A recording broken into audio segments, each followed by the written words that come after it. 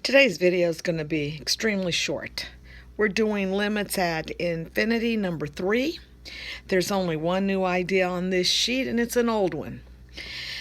And if you've had me, you know I beat this into the ground, but the actual definition of the square root is that it's an absolute value.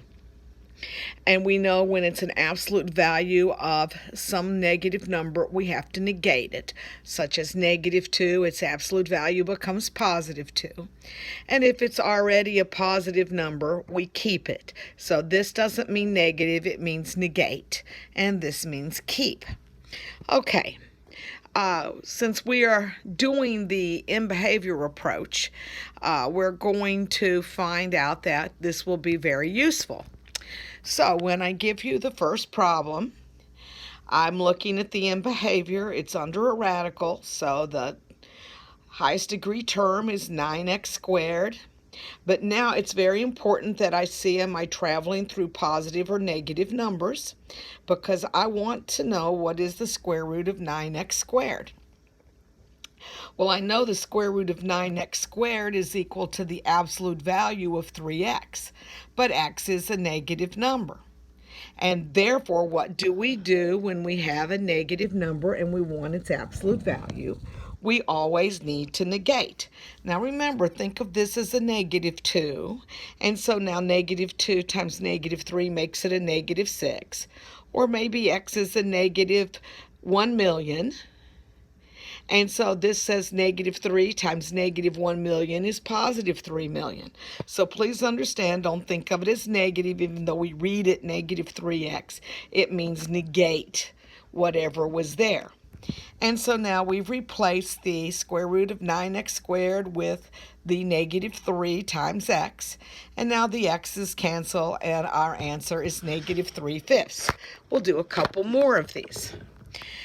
Now I've got a similar problem, but notice I'm traveling through positive numbers. So when I take the highest degree, which is the square root of 4x squared, and the highest degree in the denominator, I'm set. And I know that I'm traveling through positive numbers, but the first thing I need to realize is that a square root of 4x squared is the absolute value of the square root. Now that I know x is positive, what you see is what you get when you have a positive number. So I can substitute positive 2x in for the square root of 4x squared. The x's cancel and I get 2. Now we'll do another one. It doesn't matter. The square root can be in the denominator. I can have a negative on the outside. But again, I go ahead and put the highest degree terms. But what do I know?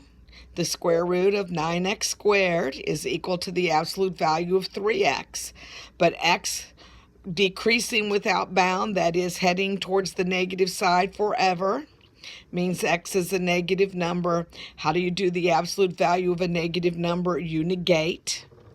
And so now I have negative times -9x over -3x. The x's cancel, and I end up with -3. Now, what happens if the radical expression includes the entire rational expression? What will you do? Well, it's really easy, folks. You come up here, it stays under the radical, you reduce, and you're done. It's that easy. You don't even have to invoke the definition because the variables in the radicand cancel, so there is no issue. Now, this was the only thing that was new on this sheet, so very sweet.